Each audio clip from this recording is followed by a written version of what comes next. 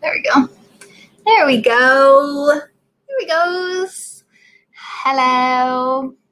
Welcome to A Moment in Time with me, Taylor. We are live on YouTube and Periscope right now. I go live on Periscope every single day, 7 days a week, and I have for over 3.5 years straight. I do go live here on YouTube somewhat regularly as well, usually with book reviews. You can subscribe to my YouTube channel and you can follow me on Periscope if you like. Turn your notifications on if you like books and you like to learn about this kind of thing. This is a psychological book about habit. It's called The Power of Habit by Charles Duhigg. I am a psychology major in college. I'm studying to become a therapist, and I also do these book reviews in writing, which I can email to you for free 3 times a year.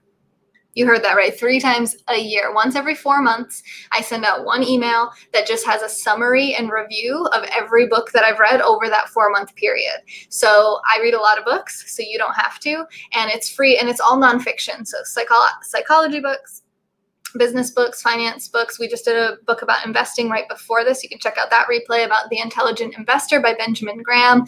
I've been reading about parenting because I'm a new step parent, and a lot of basically just anything you can think of, like nonfiction. So I don't do fiction books, but I do everything more. I like books that are applicable to my life, something I can learn from and put into practice and use in my life. So if you like that too, you can sign up for the book reviews at the website, nextjuice.com, and it's a little bit more succinct than what I present in these live streams because I do read all the comments and I engage with the chat. So if people are asking questions, like in our last broadcast, we were doing a book review and then we were playing piano, and it's kind of like all over the place. So if you want a succinct way to get it, just sign up for the book reviews on the email list, and then you'll get that once every 4 months. So I won't spam you or anything. And you can even see the previous emails that I've sent out. You can click the View Previous Campaigns button on that sign up page on the website, and you can see exactly what you're signing up for before you even sign up for it. Marcio, first comment on YouTube. You were just about to message me in another scope in Sonums. That was fast. Yeah, I was already ready to go live, but I saw she was live, so I wanted to pop in and see what was going on. Hey, Sep. It's going well. It's going well. How about you? You love the topic, Harold? Okay, good, because I liked this book a lot. This actually is probably going to be, I have more to say about this book than the investing book I just read recently. So the one that I just did, and that was like an almost hour-long stream. So we'll see how the chat goes on here and see how long this one takes. But I'm going to just try to dive right into it now because I appreciate your time and you spending time with me here, and I don't want you to feel like I don't value that or appreciate that, and I don't want to waste it. So let's get into it, shall we? Levin, hello. So here it is again, The Power of Habit by Charles Duhigg. Why we do what we do in life and business. So let's start with the first, I think it was actually the first chapter, which was the habit cycle. The habit loop. And it's basically 3 components. So you have a cue or a trigger, you have a routine or a habit, and then you have your reward. So it's cue, routine, reward. Trigger, habit, reward. And that's the habit loop. So that's the way habits work. Something causes you to go into the habit or the routine, and then you get something from that. So there's a reward that you get from it. And that's one of the most important things with changing habits and just increasing awareness of habits. One thing on awareness. So I am a yoga teacher. I teach meditation. I teach awareness practices. And I actually have a meditation program if you're interested in that. The link's in my profile. I'll put the link in the chat as well, because I actually don't think it's on YouTube. I think it's just on Periscope. bit.ly/nextjuicem. So you can check that out if you're interested in that. That's an 8-week program about how to start a daily meditation practice, which will help you increase awareness about habits and everything else in your life. So that was just an aside. I just thought about that, how that kind of played in with this. So to become more aware of your habits, a really great thing to become aware of is your cue, your trigger. What causes you to want to go into that habit?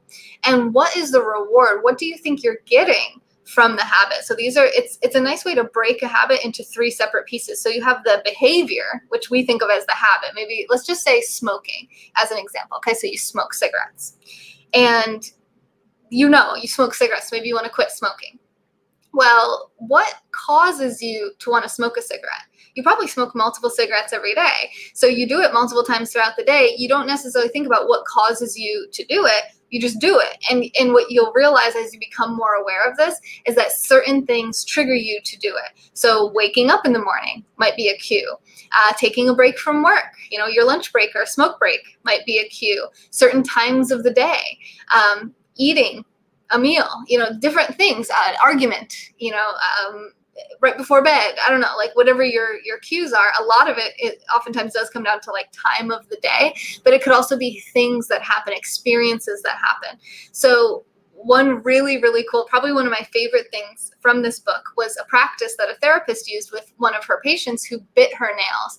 Now, biting your nails might seem like a benign habit, no big deal, but this girl was biting her nails so badly that her skin was all like chapped and torn, and she was basically biting the skin of her fingertips, and it was starting to cause nerve damage. So that's a pretty extreme example of a habit, but smoking cigarettes kills a lot of people. Alcoholism, whatever it is, gambling addiction. So whether it's an addiction or not, it's something that you do all the time. It's a routine. And if it's a good, healthy routine, great. If it's a routine that you don't really like and you want to break out of, this is a great book to read to help you to do that.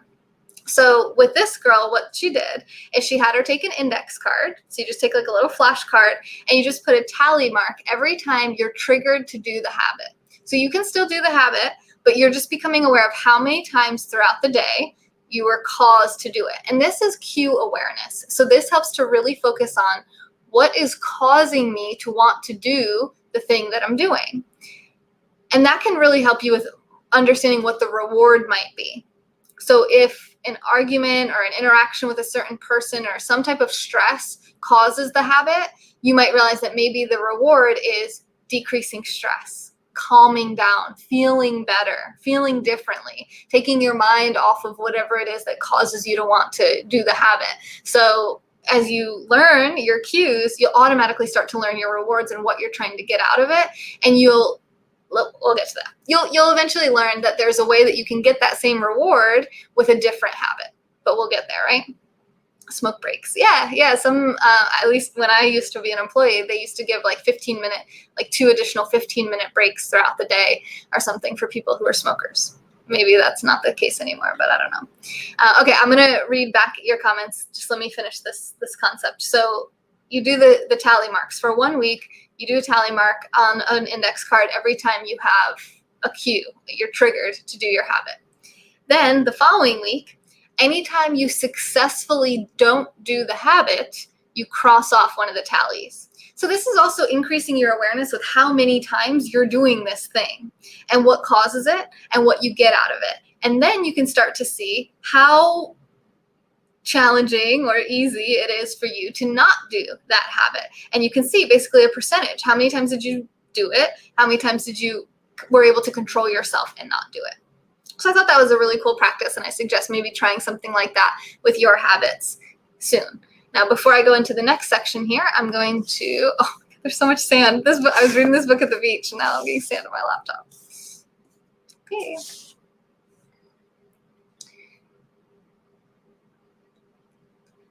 Okay, I'm running right now. That's my habit. Well, that's pretty good. Hey, phenomenal.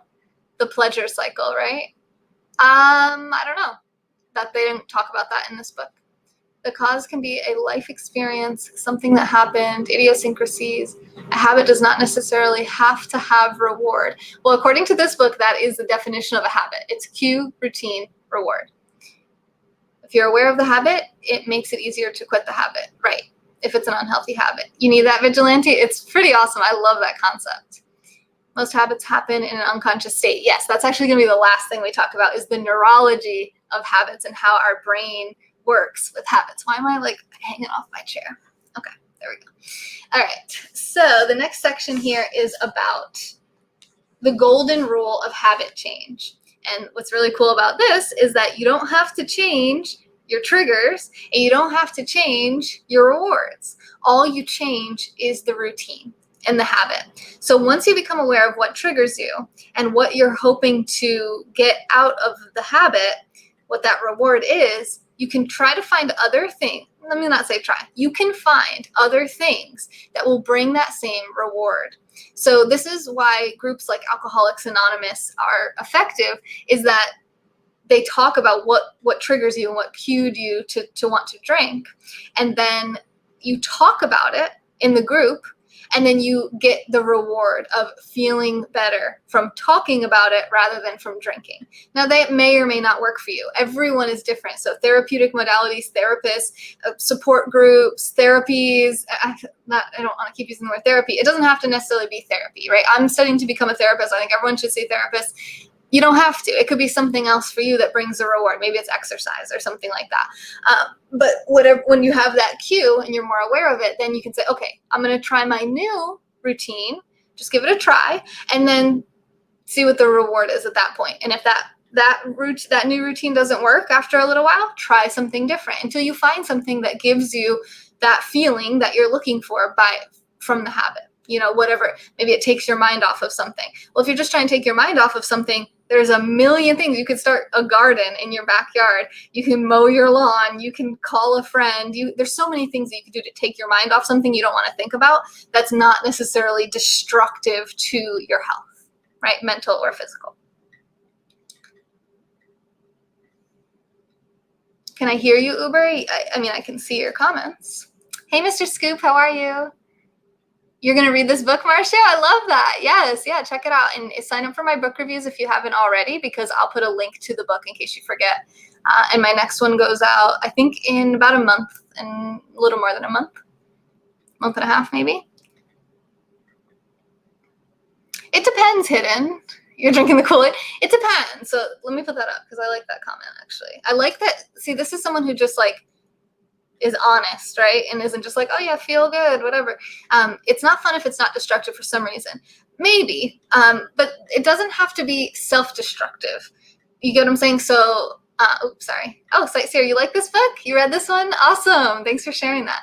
So I think about this sometimes. I'm on kind of the same wavelength with you, because it's like, my reward for exercising, I want it to be junk food or something.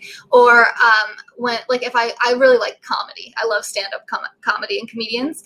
And it's like stand-up comedy is funny when it's like they're saying something that's just like, oh my God, no, you shouldn't say that, right? It's like, oh, that's messed up or something. It's something shocking and unexpected. But you can have that, right? So say you became a comedian and you say things that are kind of shocking, alarming, and jarring.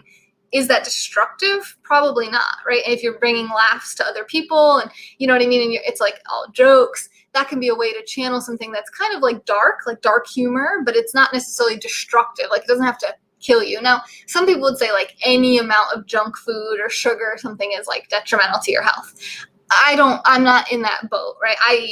I eat a lot of junk, and it's not good for me. I realize I eat too much. It's probably destructive to my teeth.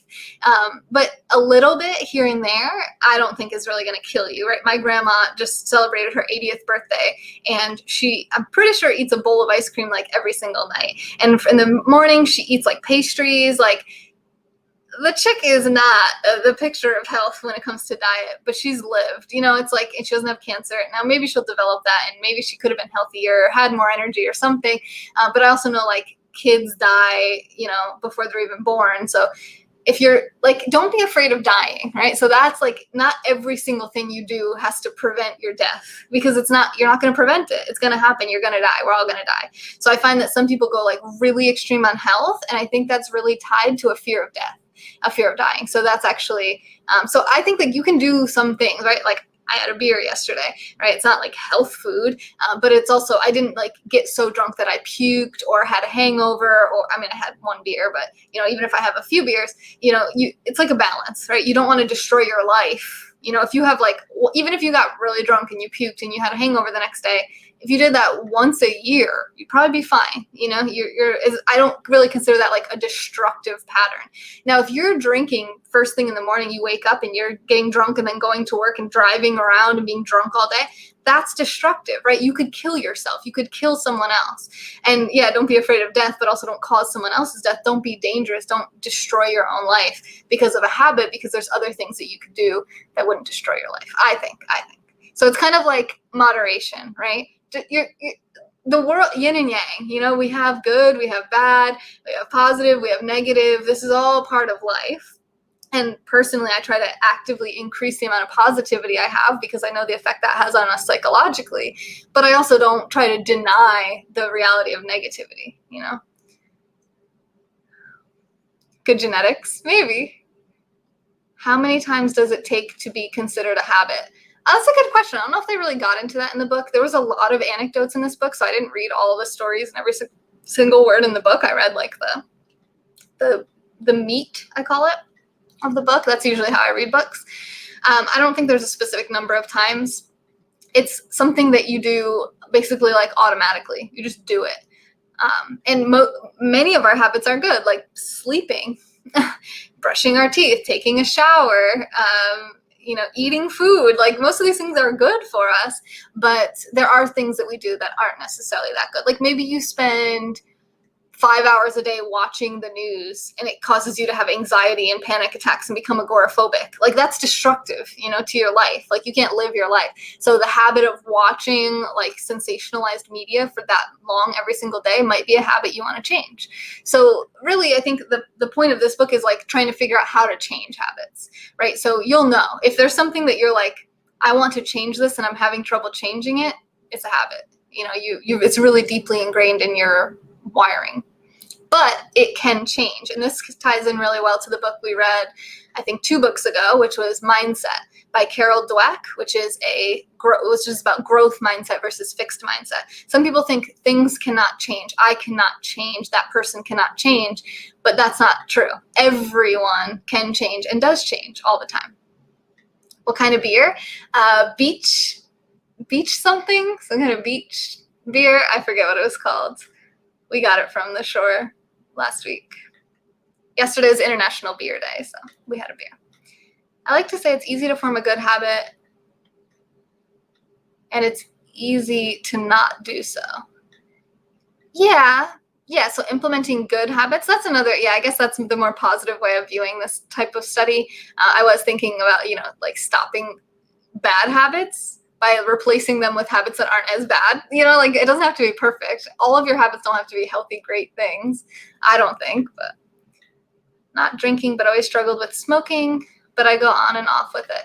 It depends on how you think it affects your life. If it's destructive, like if your doctor's saying, your lungs are messed up, if you're coughing, if you're having trouble breathing, do you do cardio exercise to increase the oxygenation in your lungs and keep you, so here's I think we can probably get into the next thing anyway. So the golden rule of habit change we talked about. Yeah, perfect. We are segueing. We are on the same flow. I'm loving this. So the next idea and one of the next paragraphs, chapters, was keystone habits. So the keystone or the cornerstone of a bridge, it's like the most important kind of foundational piece. If you take that piece out, it ruins the structure of the entire, it ruins the, what's the word I'm looking for here? The reliability of the entire structure.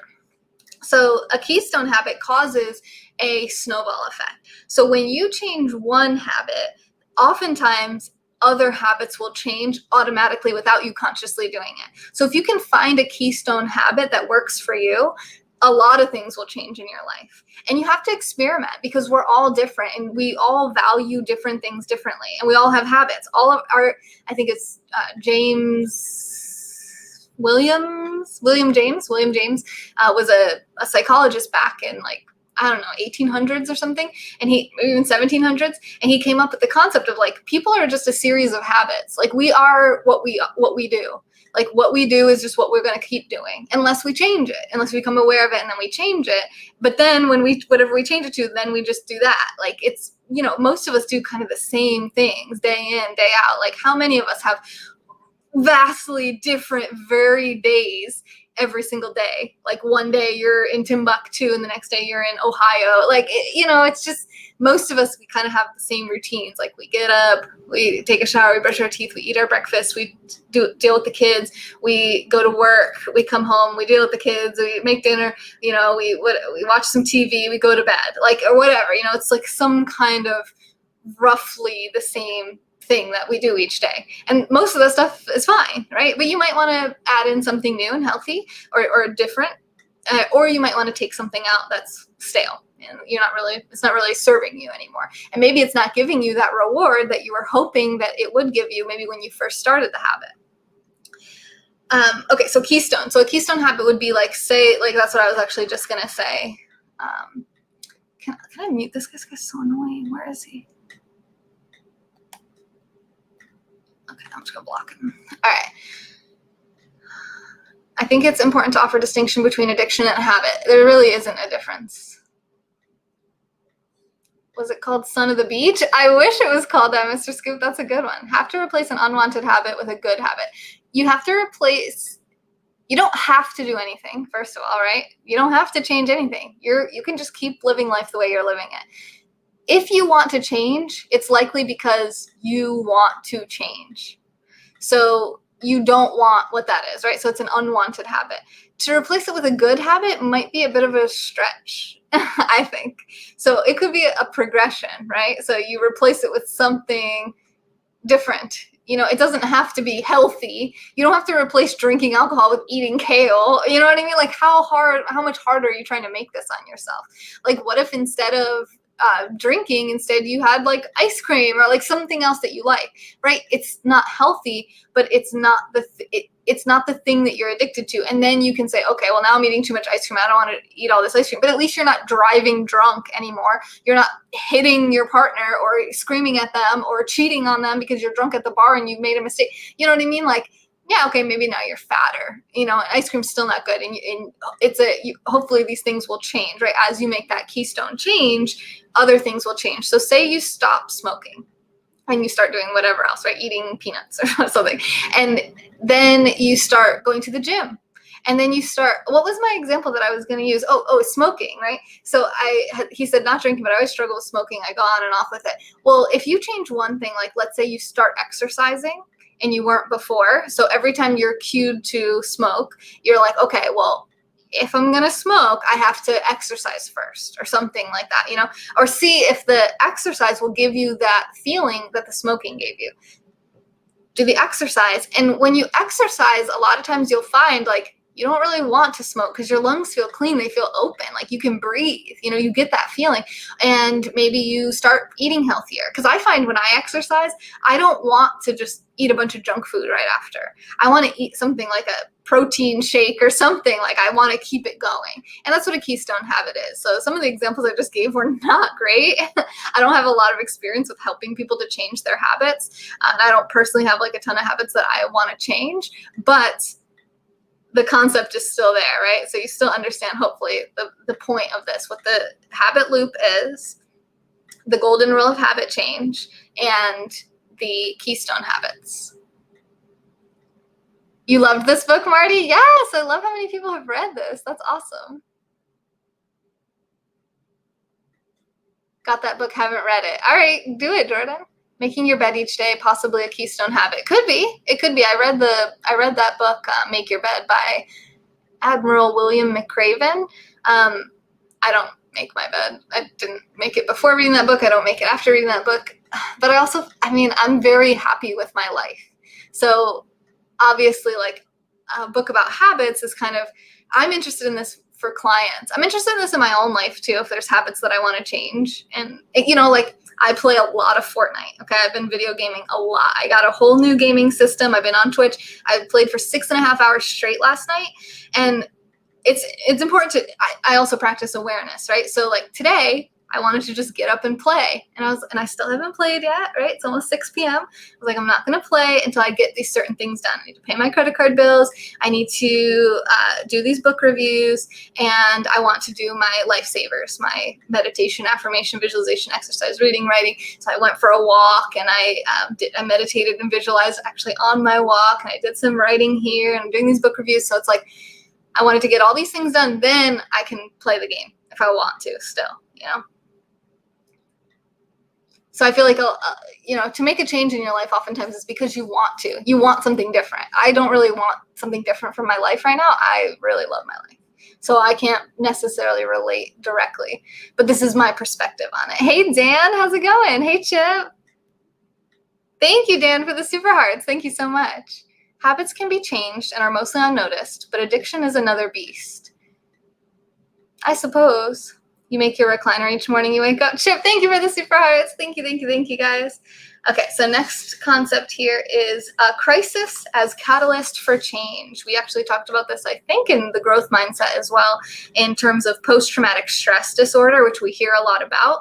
But the other side of that, which is post-traumatic growth. So sometimes something really bad happens to someone, and they have nightmares, and they have trauma, and like they have to go to therapy, and they really have a hard time living with that stress. Sometimes those bad things happen to different people, and those people grow from it. They start not-for-profit organizations to help people with that. They start support groups. They write books. They speak out about it. They advocate. They really like use it as a catalyst for them to grow as a person, rather than to feel like they lost a part of themselves and now they're like a shell of what they used to be. So I really like that concept of post-traumatic growth, and they talked about that in this book, about how a crisis can actually be that catalyst to change. So if you haven't already experienced a crisis and you want to change a habit, do it. Okay, just do it. I don't want to hear excuses. Just do it. However, if a crisis is to occur, it may catalyze that assistance and that help. But most of us don't want to have a crisis, like our spouse leaves us or cheats on us, or we get into a car accident, or we kill someone or something, right? We chop off our finger when we're drunk one night, like cutting up some food or something. It's like you don't want to wait for the crisis, but crises are powerful for catalysts for change. So if you have experienced a crisis, realize this is your chance to turn over a new leaf, to try something new. This is the rubber meets the road, you know? I almost said the metal meets the road. Hopefully not. The bottom, right? You're at rock bottom. So there's nowhere to go but up, right? So that crisis, view it as an opportunity as much as you can. You're concerned about your own screen time. That's a good one. Yeah, for sure. Dark Omit Timeric? I'm not sure how to say your name. I'm sorry. I'll just call you Dark, I guess, unless you have a different name you want to go by. Yeah, screen time can be a big one, for sure. And that's like a posture thing, too. So check in with your posture. I actually have a meditation program in my profile if you want to take that. It's an 8-week meditation program. It gets you into a daily meditation practice, and it helps you with awareness. So it's really to help you increase awareness about your body, your breath, your mind, your habits, your life, your trajectory, like where you're headed, where you're going, what you really value, what you really want. So maybe that would be something that would help you, but just a thought. Weed dealer moves out of the state. Yes, big crisis. Sounds very specific, like maybe that happened to you.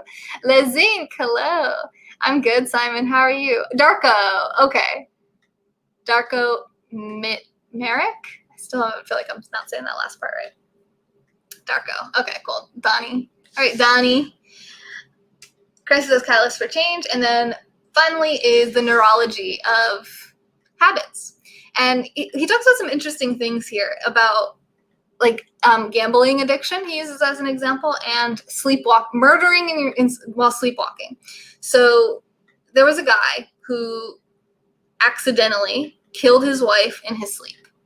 He was having a dream that she was being attacked and raped basically by a man. And he strangled this man to death. And when he woke up, he was strangling his wife.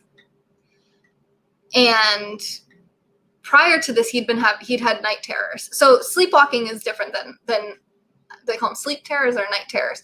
Basically like very dangerous, types of dreams that you have and behaviors that you do. So him and his wife slept in different rooms because of this.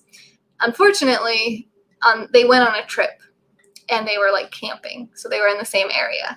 And he had never had this problem before. He'd never murdered anyone in his sleep before, or I believe even attacked anyone. So they didn't realize the danger that was inherent in this.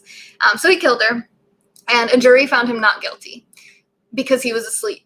And they proved like beyond reasonable doubt that he was asleep when he did this. I mean, he called 911. He said, "Oh my God, I think I just killed my wife. I was fighting this guy and I don't know. I think I was sleeping. I think it was a dream. I don't, like, he was totally traumatized. You know, imagine waking up and you've just killed someone, like someone you love, and it's just really, really crazy, crazy, crazy story. So he was found not guilty. Now there's a woman who's a gambling addict, and she gambles away like all of her life savings. She gets a big inheritance from her parents, gambles it all away.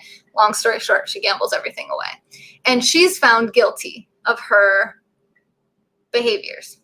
But what they've found is that the brains of people with addiction, so whether it's gambling addiction or something else, is a little different. And it is not very different from people who are asleep, sleepwalking. So these people are basically like, they're just going through the motions. They're just reacting to stimulus. They're not really, it's not as conscious as we want to kind of like blame everybody for. Now, this doesn't give you a right to just say, oh, well, I don't have control over it. It's basically like I'm asleep. I'm just going to keep doing it, because you're not. And that's why these people are found guilty, because some part of them has to make the choice, right? There is a part of them that could choose not to do it, where when you're asleep, we seem to have a lot less control. But it's much more closely related neurologically than maybe previously understood.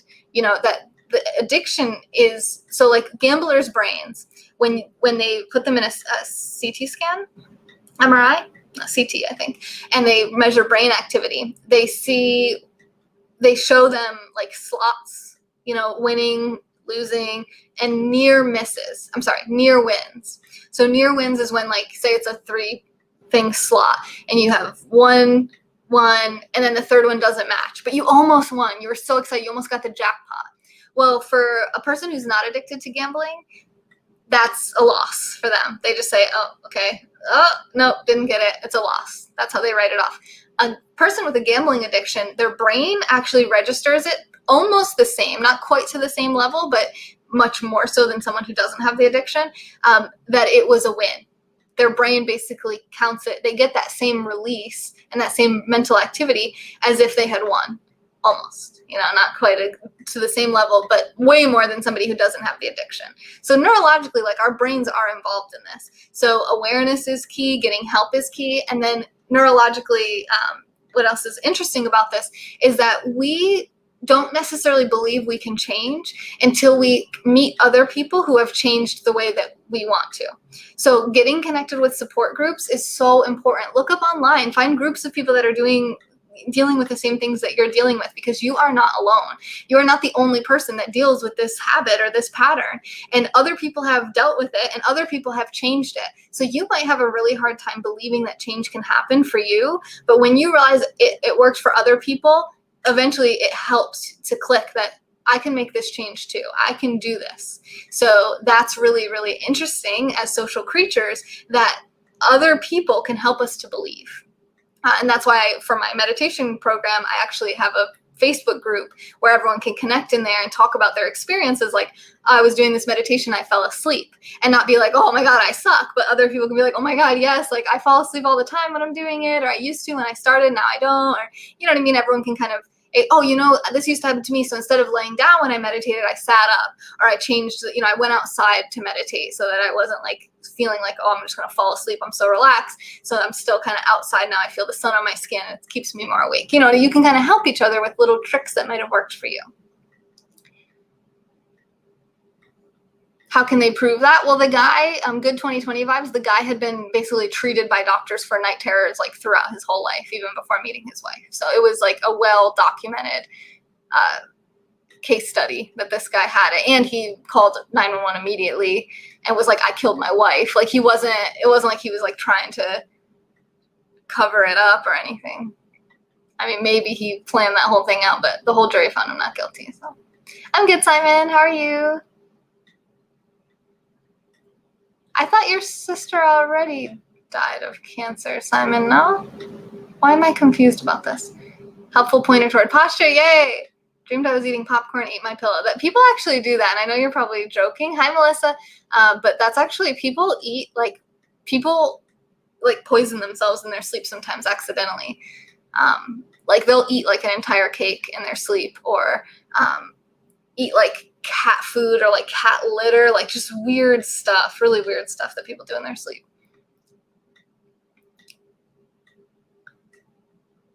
Power of Habits. Yep, The Power of Habit by Charles Duhigg. Why we do what we do in life and business. And they talk about how, and there's, one other thing. So talking about community and society, they talk about the power of weak ties. So when you know somebody, like they're kind of like just an acquaintance, that's a really powerful connection, even though we don't really necessarily realize that. So all these people that you kind of know, but you don't really know, they're not your close friends, that connection really in society is important. It's the reason that the civil rights movement was really able to gain steam when it did, because Rosa Parks was so connected in her society, in her community, and she was so well respected and loved. So when people saw her getting arrested, they say, this is enough. And they were able to go, because they kind of came out for her. So don't underestimate the power of weak ties. If you know somebody who's gone through something, you don't know them that well, feel free to reach out to them. Kind of like use your resources that are available to you, whatever it takes to have the life you want to have. Had history. Yes, exactly. You like the juicy? Juicy. You have 7 sisters. Oh, wow. Okay. They both of you have 2 sisters that have cancer in the past few months? Hey, what's up, Flying? How's it going? Good to see you. I feel like I haven't seen you in a bit. How's everybody doing today? I think that's it for the power of habit. So we talked about the habit cycle, cue, routine, reward. We talked about the golden rule, where you keep the cue and the reward the same. We talked about cue awareness and reward awareness and the tally marks on the index card. You can watch the beginning if you need to. And changing just the routine. Keep the cue and the reward the same. Change the routine or the habit. Keystone habits that cause the snowball effect, where you can change one thing and it can change a lot of things in your life unintentionally. Crisis can be a catalyst for change, so don't give up even if you're at rock bottom. And kind of just understanding the neurology a little bit behind habits. Merhaba, Turkey. And that is my book review. Remember, you can sign up to get my written book reviews for free, which doesn't have all the chat and distractions. It's just a couple little paragraphs about the book with a link to the book as well. And I only send one out every 4 months. So you'll only get 3 emails from me a year. It's totally free. You can check it out at my website nextjuice.com. And I hope that I will see you guys signing up soon. Well, the next one goes out in a little bit more than a month. So the next book that I'm reading is a parenting book. It's called Balanced and Barefoot, and it's about unrestricted outdoor play and how that really helps children to develop. And I would hypothesize adults as well. I'm not sure if she's going to get into that, but it's really helped me already in my life to just kind of move and really enjoy some stress on my body, like helping it to develop and grow and stay limber and strong. Aw, yay, Chip! I love that. That deserves to be pinned. I love that. I hope you enjoy that. I'm going to go spend a little bit of time with Ed probably, and then I'm going to go live on Twitch and play some Fortnite. So I hope you guys enjoyed our book review streams today. We did play a little piano earlier on my last stream, as well as in the private Periscope group. If you want to be in my private Periscope group, just go to the link in the profile, nextjuice.com/support. Click the monthly option next to whatever level you want to support at, and that'll automatically get you access to the private Periscope group. So I hope to see you over on Twitch in a little bit. This has been a moment in time with Taylor. Please follow me everywhere: Instagram, Twitter, YouTube, Periscope. Everything's the same username. Twitch, NextJuice, N-E-X, Juice. Hope to see you on the next juice. Remember, you are worthy of being loved and feeling comfortable in your own skin, regardless of what habits you have. So I hope that you enjoyed learning about the habits today, and let me know if there's any way I can help you. This has been a moment in time with Taylor. See you guys over on Twitch in a little bit. Bye, Simon. And yes, and don't forget to love the ugly. Chip, thank you for the super hearts. Thank you, Dan, for the super hearts. Bye. Bye-bye, guys. Bye, Michael. Bye, Rhodey. Bye, Christine, Stefano, Andre, Big John. Bye, guys.